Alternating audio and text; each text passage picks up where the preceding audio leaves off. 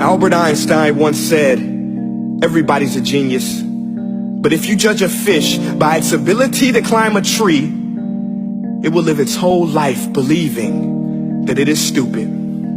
Ladies and gentlemen of the jury, today on trial we have modern day schooling. Glad you could come. Not only does he make fish climb trees, but also makes them climb down and do a 10-mile run. Tell me, school, are you proud of the things you've done? Turning millions of people into robots, do you find that fun? Do you realize how many kids relate to that fish swimming upstream in class, never finding their gifts, thinking they are stupid, believing they are useless? Well, the time has come, no more excuses. I call school to the stand and accuse him of killing creativity, individuality, and being intellectually abusive. He's an ancient institution that has outlived his usage. So, Your Honor, this concludes my opening statement, and if I may present the evidence of my case, I will prove it. Proceed. Exhibit A. Here's a modern day phone. Recognize it? Here's a phone from 150 years ago. Big difference, right? Stay with me. Here's a car from today, and here's a car from 150 years ago. Big difference, right? Well, get this. Here's a classroom of today, and here's a class we used 150 years ago. Now ain't that a shame? In literally more than a century, nothing has changed. Yet you claim to prepare students for the future? But with evidence like that, I must ask, do you prepare students for the future or the past? I did a background check on you and let the record show that you were made to train people to work in factories, which explains why you put students in straight rows, nice and neat, tell them sit still, raise your hand if you want to speak, give them a short break to eat, and for 8 hours a day tell them what to think.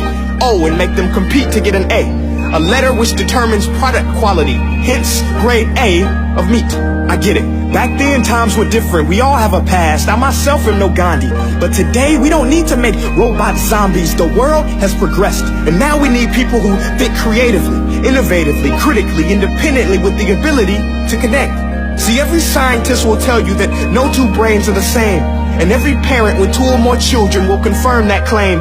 So please explain why you treat students like cookie cutter frames or snapback hats, giving them this one-size-fits-all crap. Watch your language. Sorry, Your Honor, but if a doctor prescribed the exact same medicine to all of his patients, the results will be tragic. So many people will get sick, yet when it comes to school, this is exactly what happens. This educational malpractice, where one teacher stands in front of 20 kids, each one having different strengths, different needs, different gifts, different dreams, and you teach the same thing the same way? That's horrific. Ladies and gentlemen, the defendant should not be acquitted. This may be one of the worst criminal offenses ever to be committed. And let's mention the way you treat your employees. Objection. Overruled. I want to hear this. It's a shame. I mean, teachers have the most important job on the planet, yet they're underpaid? No wonder so many students are short-changed. Let's be honest. Teachers should earn just as much as doctors, because a doctor can do heart surgery and save the life of a kid. But a great teacher can reach the heart of that kid and allow him to truly live. See, teachers are heroes that often get blamed, but they're not the problem. They work in a system without many options or rights. Curriculums are created by policymakers, most of which have never taught a day in their life.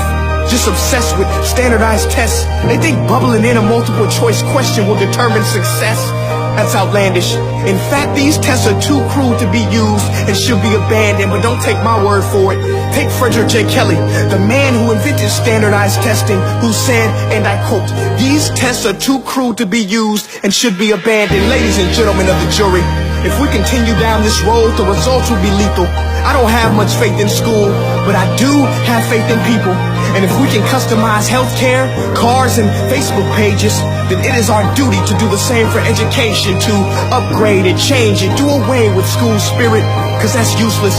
Unless we're working to bring the spirit out of each and every student, that should be our task.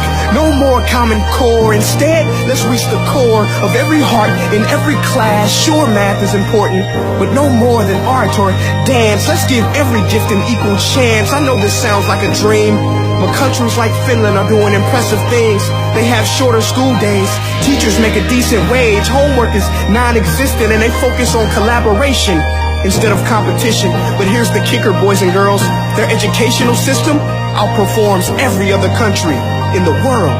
Other places like Singapore are succeeding rapidly. Schools like Montessori, programs like Khan Academy. There is no single solution, but let's get moving.